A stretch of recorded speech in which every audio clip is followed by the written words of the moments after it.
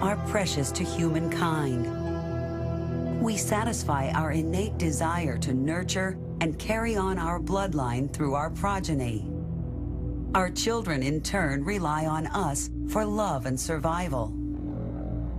What happens to a child that's been abandoned by all who are charged with protecting him and left to fend for himself in the wild? Or when a girl grows up in solitary confinement in her own family's home, never knowing love or social interaction?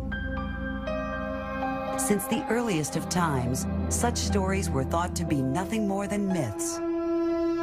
Could there be any truth to the lore of feral children?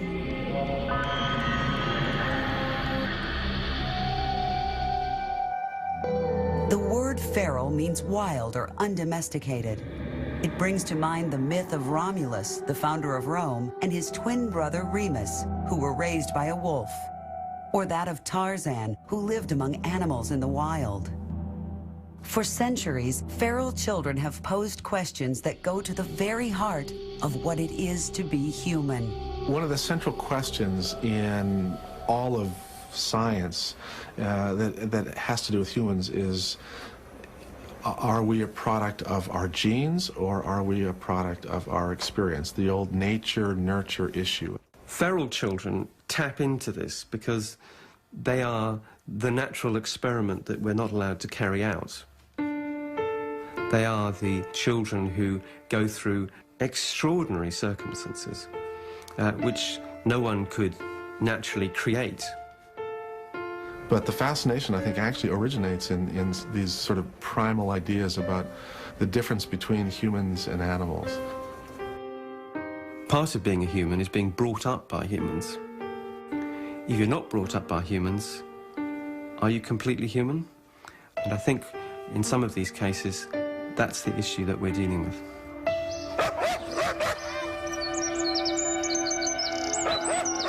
One of the most extraordinary cases ever has recently come to light in the Ukraine.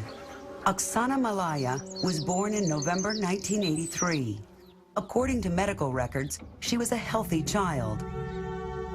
So how did Oksana become more like a dog than a human being? Her parents were alcoholics, and one night, too drunk to care, they left Oksana outside.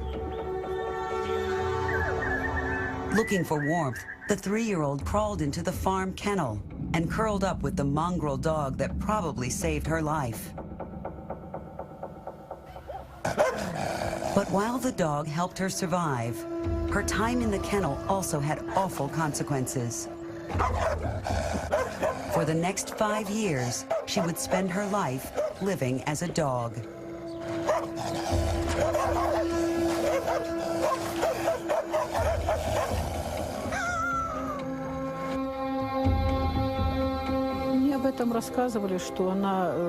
She was more like a little dog than a human child. First of all, she couldn't speak, or she could hardly speak. And actually the purpose of speaking, well, she didn't think it was necessary to speak at all.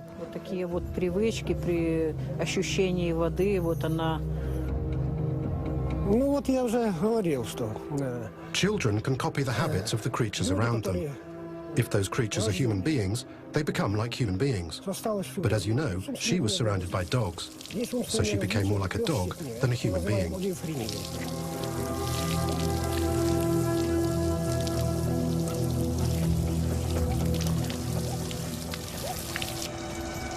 But surely the story of Oksana is a rarity. The product of alcoholic parents in a poor and depressed part of the world? Incredibly, it would seem not. Throughout history, children have been abandoned by their parents. Most die quickly, but some, the survivors, have resorted to extraordinary means to stay alive. How they have survived and who they become are questions that have long fascinated scientists. But understanding these children has been a slow and difficult process. Very, very good clinicians and researchers have, with the tools that they had in their day and age, they've tried to understand what happened. But because it's such a complex set of phenomenon, our understanding has been limited. And it's incrementally, from generation to generation to generation, we've had better tools to better understand what happens to these children. The first scientifically documented case occurred in 1800 in France. It would send shockwaves throughout civilized Europe.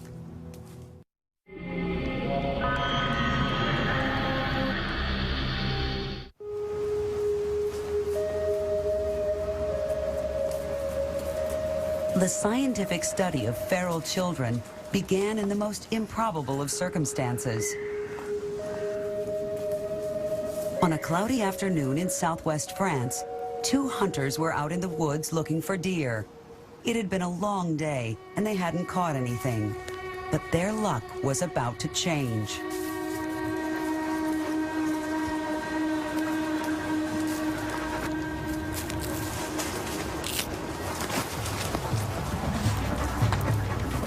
For years, scared villagers had talked of a strange wild child that lurked in the forest. He had been caught twice before, but had always managed to escape. This time, however, he wouldn't get away.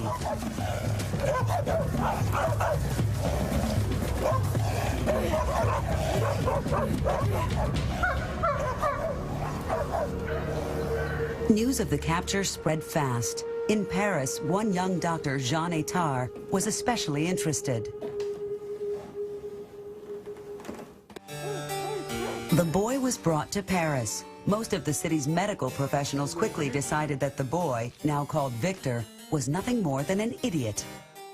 But something about him captivated Etard. The first thing which is truly remarkable about Etard is his extremely scientific approach to reporting what he did. He gives a wonderful wealth of detail about the child, what the child did when he tried certain things. So he is very clearly linked into a tradition which we're still involved with now. The modern scientific study of feral children had begun. For Etard, there were two tests of what it meant to be human: the ability to feel empathy and to use language. Victor could do neither, and so was, in Etard's eyes, scarcely human. No, Victor, no, arrête! At first, he was wild and hard to control. But slowly, Dr. Etard and his housekeeper, Madame Guérin, started making progress. Etard's belief in love and kindness seemed to be working. But after his years alone in the woods, Etard knew that Victor still craved for the wild. Every day they would walk together, and with every day, Victor became less wild. And eventually, Madame Guérin was able to take over what were for Victor some of his happiest times. He loved nature, but he also seemed to be showing real feelings for the people around him. I think that Jean Etard understood the importance of parental love. And so he put Victor in a situation where he had, in essence, a substitute mother, Madame Guérin. And she played the role of mother. She understood the importance of constant care and understood intuitively how important it is to touch people. And in the months that followed, there was even more progress. Victor enjoyed helping Madame Guérin and had learned to lay the table. But one lunchtime, he was laying the table as usual when Madame Guérin started crying. Her husband had recently died. Incredibly, Victor seemed to understand. Quietly, he simply removed the place setting.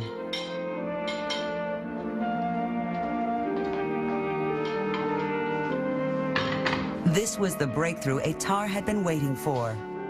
Victor seemed to be showing real empathy and understanding at last.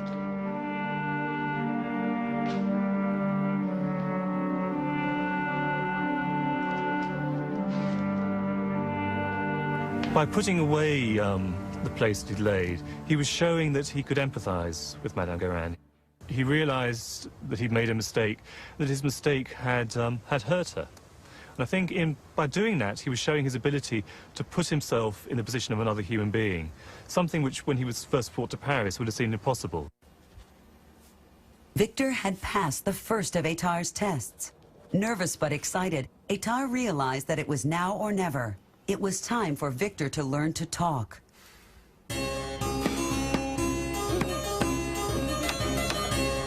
But before he could talk, Étart wanted to know that Victor could recognize sounds. To test this, he blindfolded him and gave him a drum and a bell. It was a game Victor loved and understood immediately. For Étart, this was just the start he had wanted. Did this mean that Victor would finally be able to master language?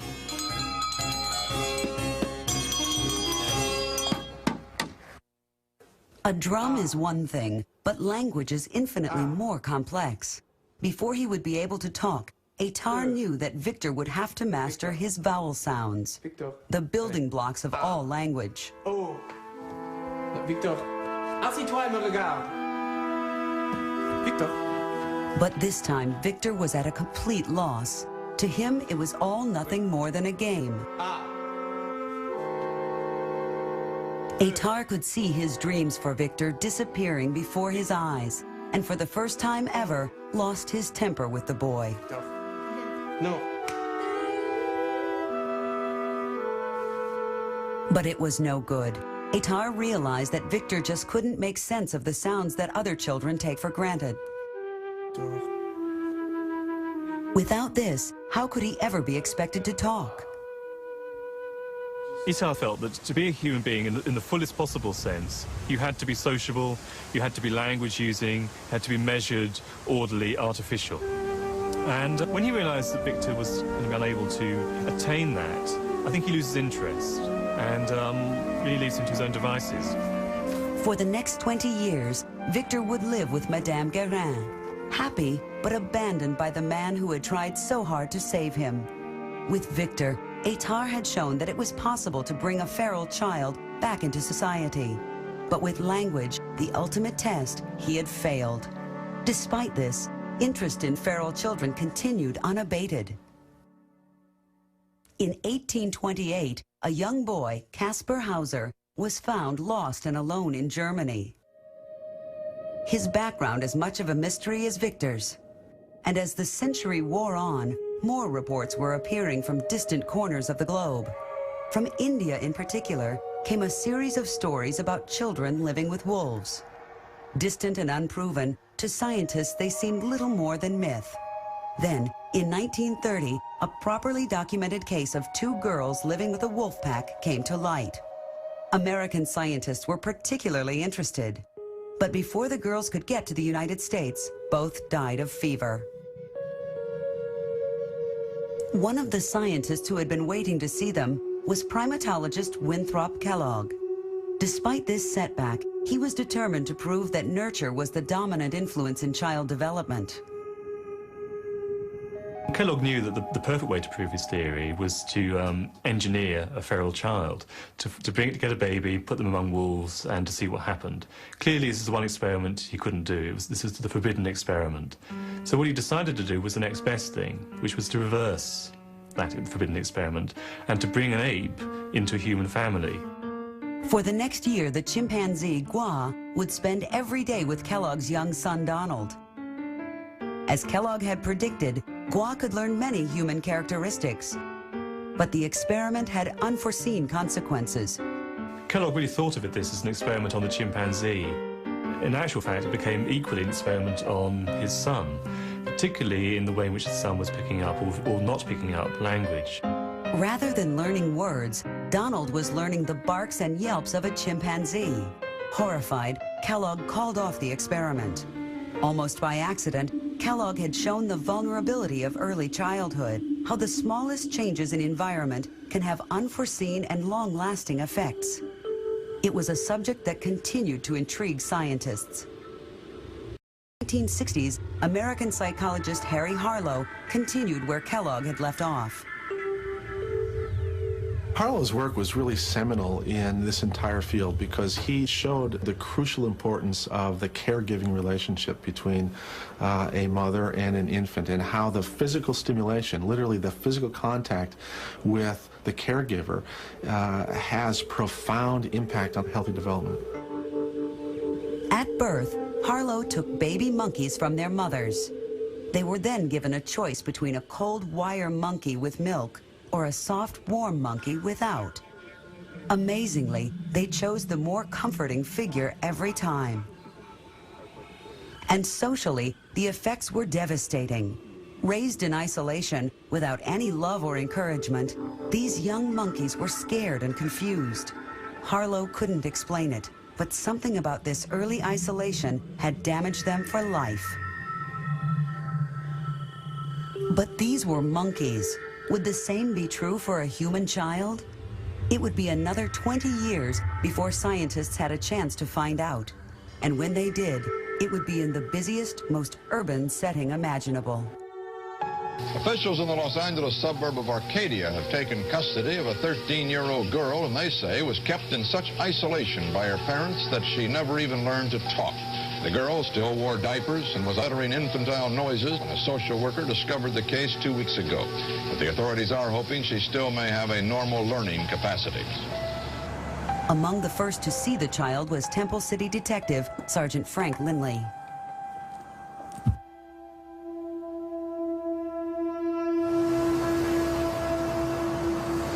I already knew that the child was 13 and a half years old. And I took one look at her, and she wasn't much bigger than my daughter Beverly, who had just turned 7 about 3 months earlier.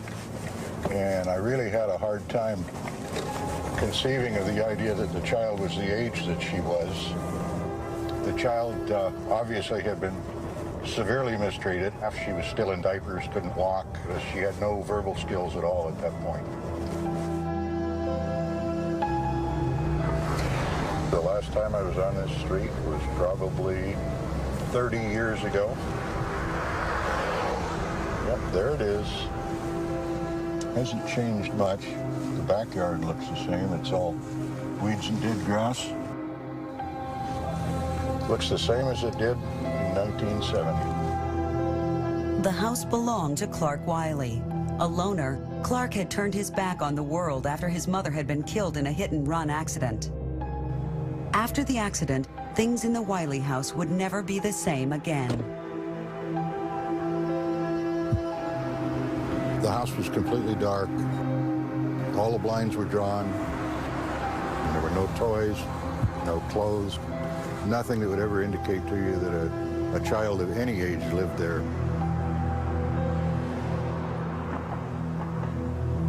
The child's bedroom was back in this corner.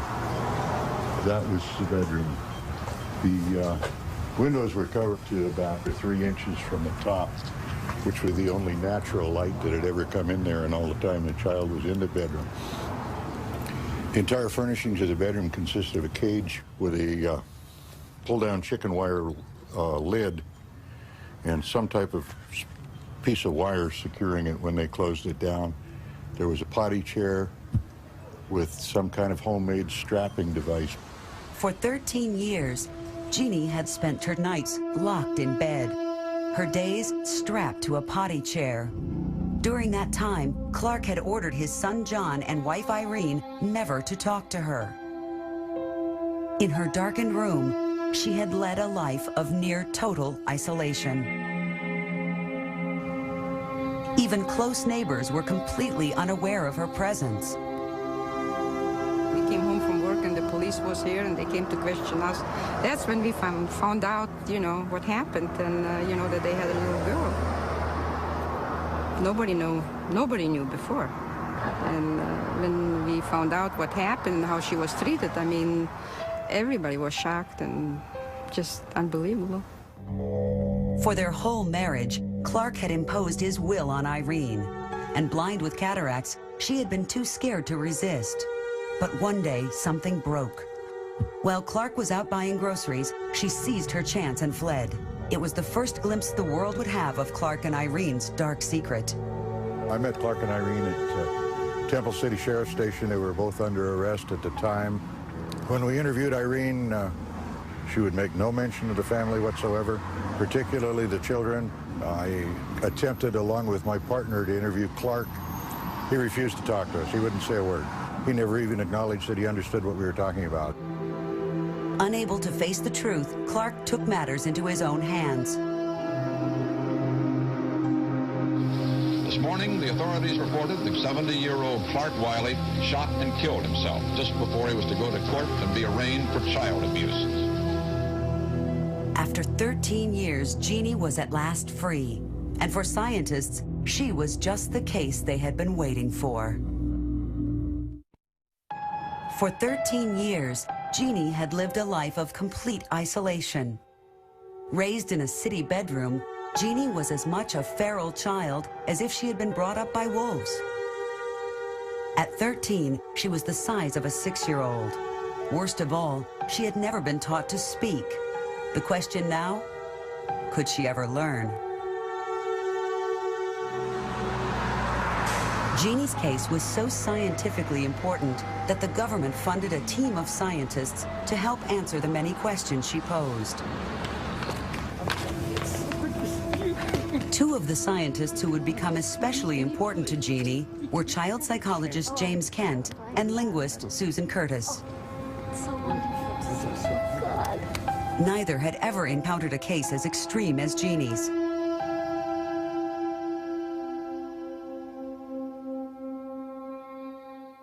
We looked at her as a newborn in a way, even though we know she hadn't. She came with 13 years of memories and experiences, not all of them wonderful, most of them not, I think. And so we thought we needed to start to expose her to what the world was going to be like for her outside the hospital bed. To Jeannie, everything was a new experience. We did what you would do with your own kids if you were introducing them to the world. You'd take them out and hold them up and show them, sort of judge from how they reacted to whether this was too much or not enough, and you could move on and do the next thing. Jeannie was making amazing progress. As the experts looked on, they realized that she might be the answer to the question that had troubled science for so long. So we seized this wonderful opportunity that she provided us in as loving a way as we could, but using it to finally get our chance to address head-on specific hypotheses and notions about human language and the human mind. These hypotheses were based on the latest ideas about how children's brains developed. According to the theory, young children could only learn certain things at certain times, called critical periods. Language was one of these critical periods, and according to the theory, Jeannie, who was now a teenager, had missed her chance forever.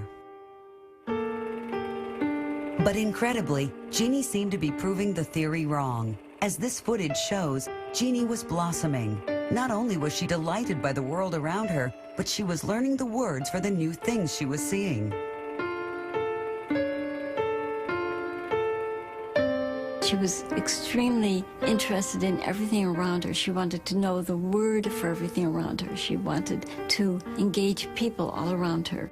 She was not mentally deficient. Her lights were on, and everyone who worked with her, from teachers to therapists to me, knew that she was not retarded. It was clear as day.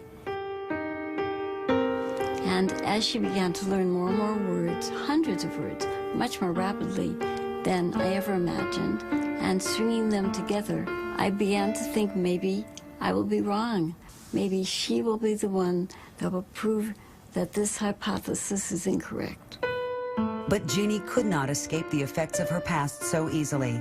She was still haunted by her traumatic upbringing, trapped by the memories of the awful fate she had suffered. And linguistically, she had stopped making progress. She learned tons of words. She has an enormous vocabulary. But language is not words. Language is grammar. Language is sentences. How do you make a sentence? What can be a sentence? What is a sentence? How do you automatically know something's a sentence? So it wasn't because she was cognitively deficient. In other respects, it was because she was cognitively deficient in this island of human mind, the mental faculty that we call grammar. At the time Jeannie was found, brain science was in its infancy. But today, we have a much clearer picture of what actually happens in cases of extreme neglect like Jeannie's. In Jeannie's brain, the left part of her brain, her cortex, that has those neural systems responsible for speech and language, because she never heard any words and because she was never spoken to very often, they didn't get stimulated. And because they weren't stimulated, they got smaller and less functional and disconnected, and ultimately that part of the brain literally physically changes. Today, with modern imaging technology, we can actually see what happens in the brains of feral children, and the effects are shocking. Without normal stimulation, their brains are smaller and malformed, and the earlier this neglect begins and the longer it carries on, the worse the damage will be. Starved of stimulation, Jeannie's brain had simply not developed the capacity for language. And now that she was a teenager, she would never be able to learn. Despite this, Jeannie continued to be a close part of everyone's life. But there was more trouble ahead. Children have to belong to somebody when they grow up, and she was still a child, and she needed a family to belong to. So that's what we would have liked, a family that she could belong to. And that's not what happened, unfortunately. What did happen is about the worst outcome I think we would have envisioned. On her 18th birthday, Jeannie moved back with her mother, Irene, into the house in which she had been so terribly abused. But after only a few weeks, it was clear that Irene couldn't cope. From here, Jeannie was moved into state care with terrible consequences. I was a student, and people wouldn't listen to me. People who needed to intervene did not listen to me.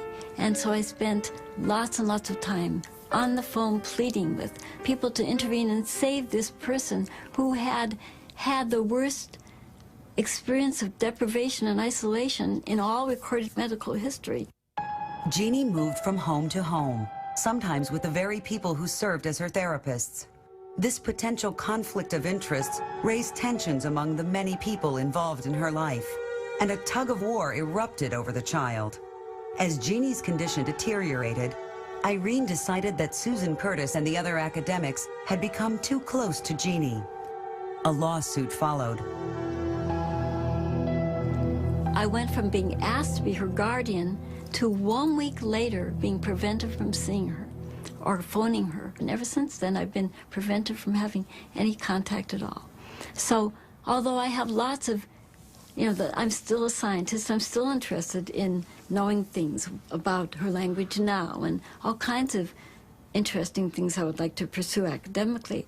Primarily, I would just like to see her. Now, a ward of the court, Jeannie lives in an adult care home somewhere in Los Angeles, prevented from seeing the people who once meant so much to her.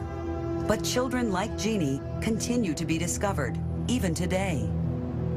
We actually are seeing an increase in the number of severely neglected children who are in physically and socially isolated environments and have feral child-like properties.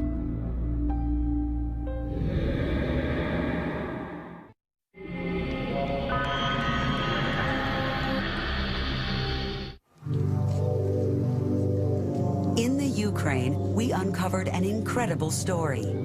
Mirny is a depressed and run-down town miles from anywhere. Before the collapse of the Soviet Union, Mirny was a thriving Navy town. But now, half the flats are empty and stray dogs roam the streets. But in 1999, social workers found a situation shocking even by the standards of Mirny.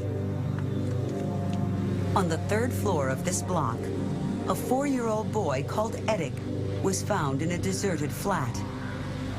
His alcoholic mother was nowhere to be seen.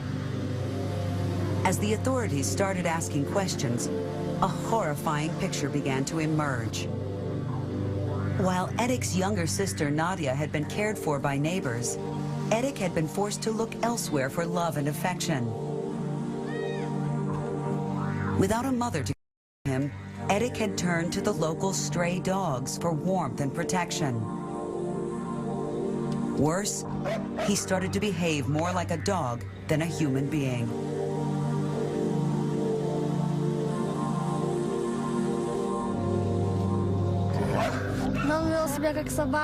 His behaviour was exactly like a dog's behaviour should be. He was taking the food only with his hands, and he was scratching the younger kids and biting them.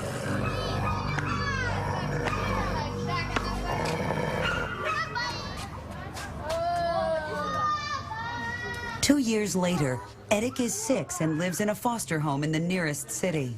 He has made remarkable progress, but still has many problems. His behavior has improved, and he is better with the other children. But linguistically, he is slow. Doctors have told us that while Erik is 6, his language is that of a 3-year-old. It seemed that Erik was suffering from many of the same language problems that had affected Victor and Jeannie so badly. The crucial question, had he been found in time, or would he, like them, never recover? To try and gain an accurate picture of Erik's condition, we took a leading language expert, Professor James Law, to the Ukraine to evaluate Erik. There seem to be a lot of similarities between Erik and other feral children. One of the interesting things is he's been identified rather younger than some of the more extreme cases. So they had a much longer, extended period of neglect, whereas his neglect has been pretty acute, but for a finite period of time. And then he's come to this warm and very supportive foster family, and that has to be a good thing. I'd like to start. To get a better picture, James spoke with Erik's foster mother. Ну как он ходит? Он всегда себе компанию собирает. Простыми словами, это был дикий ребенок. At the beginning, he was a wild child. He didn't know anything. He didn't even know what a plate or a spoon was, or how he should use them.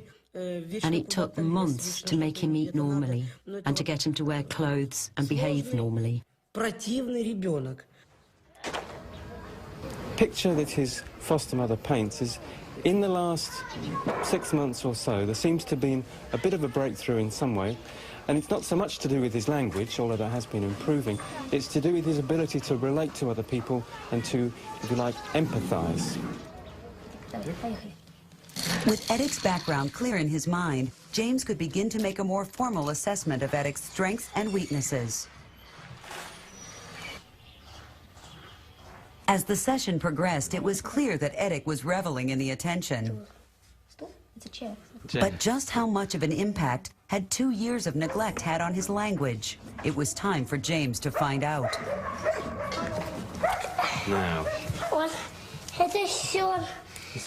Это кишка, это всё. Это черепашка. Это обезьяна. Это тигр. Эдик, слушай, сейчас мы тебя будем спрашивать, ты нам будешь отвечать, хорошо?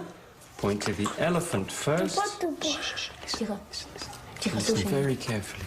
Point to the elephant first, and then point to the giraffe. Покажи сначала слона, потом жирафа. Good boy. Well done.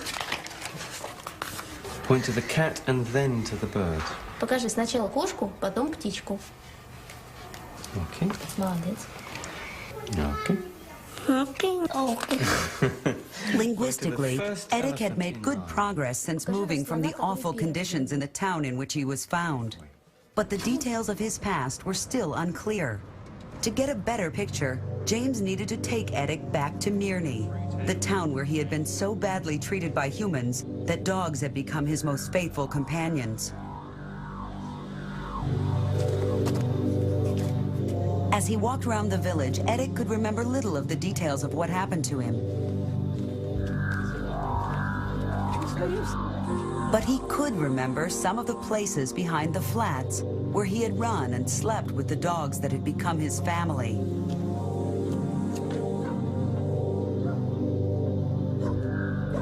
As he continued, Erik's confidence and memory seemed to be improving. He wanted to show James the flat where he had lived with the dogs.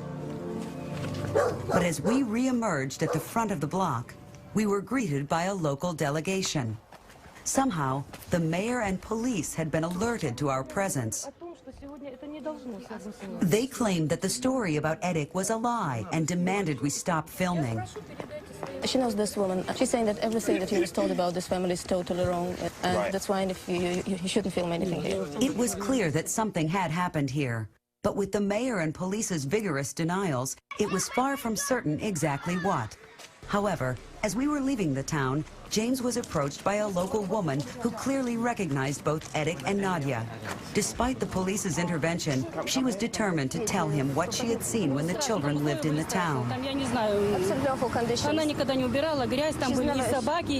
never cleaned her flat. There was fish on the floor, and the dogs living there. The conditions was absolutely awful. We have heard stories that the children used to play a lot with the dogs, with animals around the flats. Они прям в квартире были? Да, в квартире. А много у них там в квартире было собак?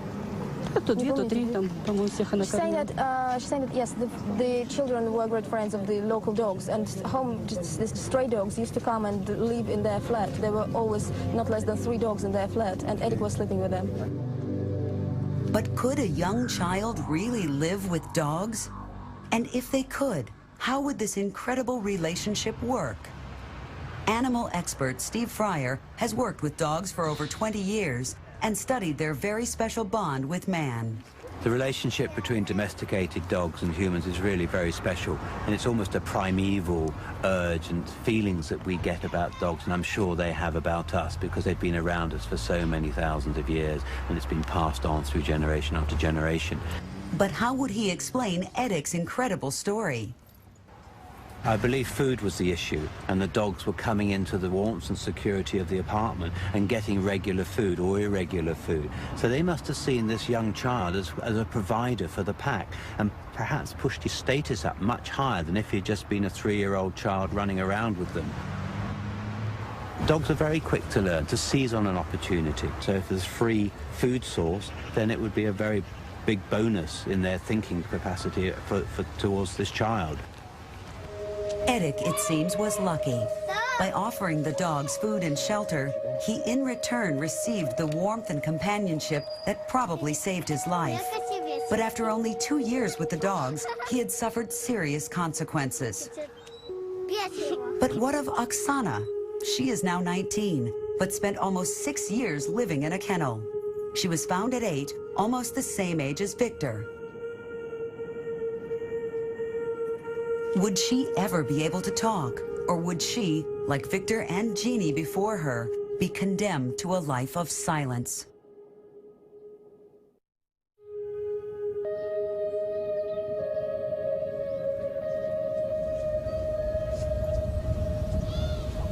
Oksana is now 19 and lives miles from the nearest town in a home for the mentally ill. When she was discovered at 8, she couldn't even talk. According to brain theory, Oksana would have only 3 or 4 years to learn language before she lost the chance forever. In this short time, Oksana made it. She can now talk in simple sentences, but she is haunted by the memories of her terrible past. And even now, as this footage shows, she can still revert to her old behavior.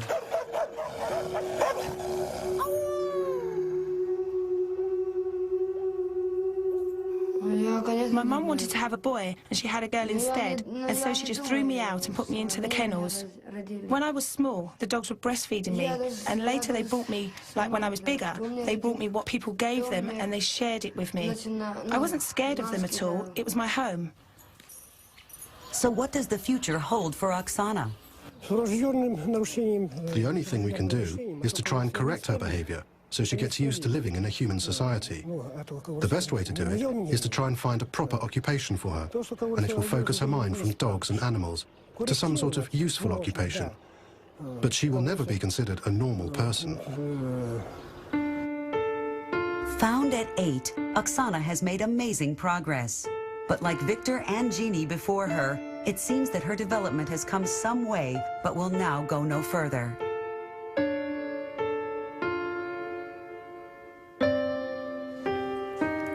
But what about Erik? What does his future hold? The earlier children are identified and something can be done about it, even if it's just stabilising their environment, the better it is for those children. My sense is that the fact that he was identified when he was 4 is going to stand him in good stead. Linguistically, Edic's future looks encouraging. What you're seeing in Edic is a really substantial number of words that he's now acquired over a relatively short period of time. We're also seeing his grammar developing, and it seems to be developing more slowly, but of course it always does develop more slowly. And then it'll really take off. I'm assuming that in the next year or so that we would have what they call the grammar burst, where you get a massive number of new structures. And it looks to me as if Edec is doing that on his own, without instruction. And one would take that to be a very positive sign. But socially, he's likely to find things more difficult. In Edic's case, we probably have an example of a child who orientates towards the dogs because being with them was actually to his advantage. I think it's impossible to underestimate the impact that this could have in the long term. If we observe him in the orphanage, you see he attaches to almost anybody indiscriminately. And what is likely to happen is that he's going to be vulnerable socially, and I think his personal development is what I would be most concerned about. Edic is likely to suffer the consequences of his early experiences for many years to come. But it would be wrong to see feral children simply as hopeless. We should look at these children not with pity, but with awe. I mean, they're just, it's fascinating that you could go through something like that and that you would still be willing, after what human beings have done to you, that you'd still be willing to put your hand out and touch a new person. Faced with almost unimaginable situations, feral children have come up with the best strategies they could to survive. And for the last 200 years, science has tried to understand the mysteries they pose. With Victor, Atar made the first steps, a process that continued with Susan Curtis's work with Jeannie, and goes on right up to today with evaluations of children like Oksana and Edic.